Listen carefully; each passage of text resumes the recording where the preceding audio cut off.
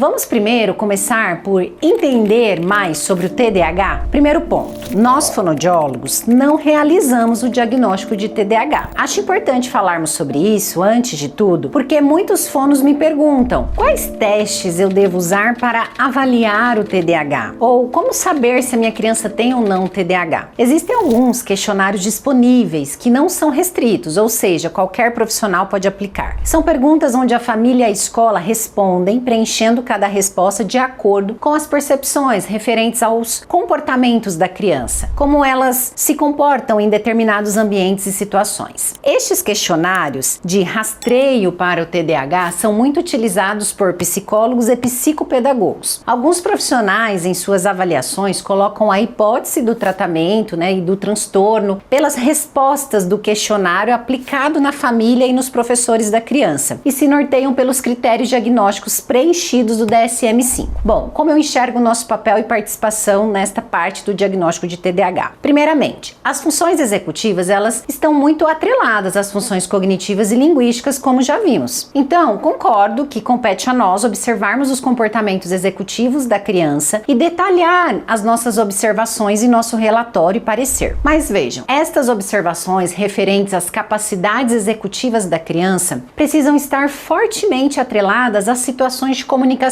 fala e interações sociais, porque aí sim, de fato, estaremos atuando como fonoaudiólogos e avaliando também o desempenho da criança nestas situações que são da nossa competência, ajudá-la, não é? Eu não acho interessante aplicar um questionário baseado nestes questionários, concluir se a criança tem ou não um transtorno ou uma hipótese diagnóstica, sabe? Eu me preocupo, gente, muito com a quantidade de pseudos diagnósticos que uma criança pode receber precocemente. Isso mais atrapalha do que ajuda, porque os pais, eles não sabem como cada diagnóstico funciona e interfere no processo de aprendizado da criança. Sabe aquele negócio que menos é mais? Pois então, tratando-se do TDAH, eu prefiro sempre o atrelar às minhas observações de linguagem, de comunicação e fala da criança. Vocês verão que eu estou sempre falando, observando de forma clínica, incluindo as habilidades de funções executivas dentro da minha avaliação e planejamento. Eu não faço uma avaliação separada para estas funções. Funções executivas, elas têm um desenvolvimento precoce e um longo percurso de amadurecimento. Portanto, por estarmos diante de crianças que estão no início do seu desenvolvimento e estão adquirindo um aperfeiçoamento de suas capacidades, eu prefiro sempre focar, primeiro, na estimulação e na integração das capacidades relacionadas ao TDAH e não em buscar o diagnóstico, se a criança tem ou não um transtorno. Eu já parto do pressuposto que todas as crianças que atendemos têm dificuldades e uma imaturidade em suas funções executivas. Portanto, todas, se formos pensar em atrelar ao diagnóstico, elas terão TDAH. Cada uma em uma proporção, é claro, mas todas as crianças que atendemos com transtorno de fala e linguagem ou com autismo têm um transtorno em suas funções executivas que comprometem o desempenho cognitivo e linguístico. Agora, como fono, se eu atendo uma criança que tem mais de 5 anos, já está comigo por um longo período, onde eu consigo mensurar a evolução dela, esta criança tem sinais persistentes e não tem o diagnóstico, então eu chamo os pais para uma sessão onde conversamos sobre a evolução da criança. Neste encontro, eu começo sempre perguntando a eles sobre as observações deles diante do comportamento da criança. O que eles acham e pensam sobre as questões de atenção e agitação da criança,